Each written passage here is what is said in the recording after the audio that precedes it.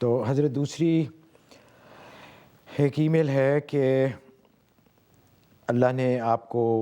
یہ فرما رہے ہیں کہ اللہ نے آپ کو جو علم کا خزانہ دیا ہے اس کی روشنی میں ہمیں بھی کچھ عطا فرمائیے کہ ہماری زندگیوں میں نور آ جائے۔ اور یہ ایک اور ای میل ہے رضی احمد، ان کا سوال ہے کہ شیطان اور جن میں کیا فرق ہے؟ اور شیطان تو جن ہے، یہ سب کو پتہ ہے، قرآن میں بھی ہے، لیکن کیا ہر جن شیطان ہے یا شیطانی ان کے اندر صفات ہیں، یا یہ فرق ہے کہ ہر جن ضروری نہیں کہ ان کے اندر شیطانی صفات بھی ہوں؟ جی اصل میں رضی صاحب شیطان اور جن میں کوئی فرق نہیں ہے، بس یہ ہے کہ اس کی احوال کا فرق ہے، کیونکہ شیطان خود جنات میں سے ہے۔ البتہ جنات میں جو شریر قسم کے جو ہے جنات ہیں ان کو شیطان کہا جاتا ہے، جو اور زیادہ متمرد قسم کے ہیں ان کو جو ہے وہ ممرد کہا گیا ہے، احادیث کے اندر مارد الشیاطین کہا گیا ہے، اور جو اس کے اندر اور زیادہ جو ہے وہ مہا بدمعاش قسم کے ہیں ان کو عفریت بھی بولتے ہیں۔ تو ان کی کیفیات اور احوال کا فرق ہے، ورنہ حقیقت میں یہ سب جو ہے جنات ہی کی اقسام ہیں، اور یہ شیطان بھی جنات میں سے ہی ہے۔ اچھا، اسی سلسلے میں ایک اور ای میل بھی ہے، وہ انہوں نے پوچھا ہے کہ کیا جنات کے جو اثرات ہوتے ہیں یا جو لوگ جنات کے زیر اثر آتے ہیں، کیا صرف برے لوگوں پہ جو کہ دین پہ جن کا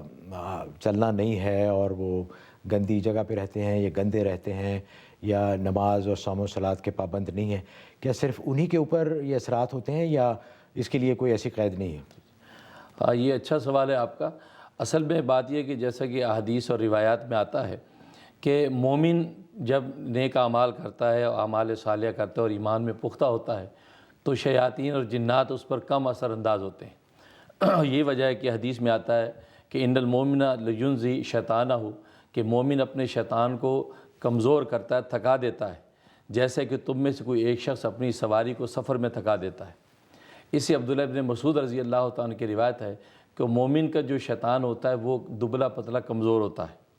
یہی وجہ کہ ایک روایت آتی ہے کہ کافر کا شیطان اور مومن کے شیطان کی ملاقات ہوئی تو کافر کا جو شیطان تھا وہ موٹا تازہ تھا اور مومن کا شیطان دبلا پتلا تھا۔ تو کافر کے شیطان نے مومن کے شیطان سے پوچھا کہ تم اتنے دبلے پتلے کیوں ہو؟ تو اس نے کہا کہ اصل میں بات یہ ہے کہ اس کے کھانے پینے میں میرا کوئی حصہ نہیں ہے، یہ جب بھی کھاتا پیتا تو اللہ کا نام لیتا ہے تو میں بھوکا رہ جاتا ہوں، اس لیے دبلا پتلا ہوں۔ تو کافر کے شیطان نے کہا کہ میں تو اس کے کھانے پینے میں بھی شریک رہتا ہوں اور اس کے سونے میں بھی شریک رہتا ہوں، اس لیے میں موٹا تازہ ہوں۔ تو حقیقت یہ ہے کہ ایمان، عمل صالح اور ذکر و تلاوت یہ شیطان کو کمزور بھی کرتی ہے، اس کو دفع بھی کرتی ہے، اور جنات اس شخص کے قریب نہیں آتے ہیں۔ اگلی